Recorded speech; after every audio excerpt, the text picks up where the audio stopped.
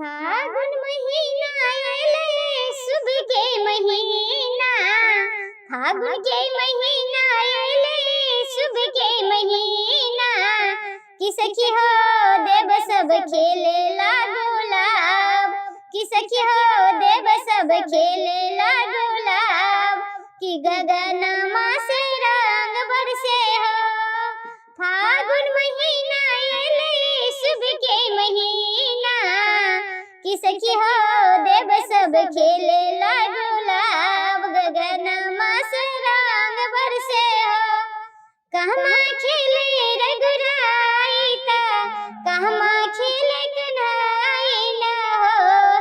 कि सखी हो कहमा खेले शिव शंकर। गगन माँ में रंग बरसे हो।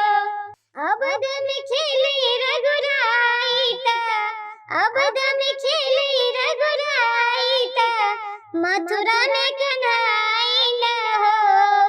कि सखी हो शिव शंकर खेले कैलाश में। गगन माँ से रंग बरसे हो। केकरा से खेले रघुराई ता केकरा से कन्हई न हो। केकरा से खेले रघुराई ता केकरा से कन्हई न हो। कि सखी हो केकरा से खेले शिव शंकर। गगन माँ से रंग बरसे हो। सिया संग खेले रघुराई ता राधा संग कन्हई न हो। सिया संग खेले रघुराई ता राधा संग कन्हई न हो। त गौरा साथे खेले शिव शंकर। गगन माँ से रंग बरसे हो। त गौरा साथे खेले शिव शंकर। गगन माँ से रंग बरसे हो। फागुन महीना आइले शुभ के महीना। फागुन महीना आइले शुभ के महीना।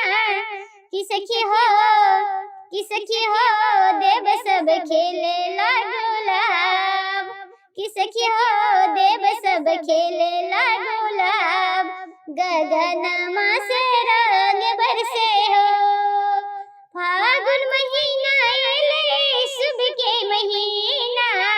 कि सखी हो देव सब खेले ला गुलाब। गगन माँ से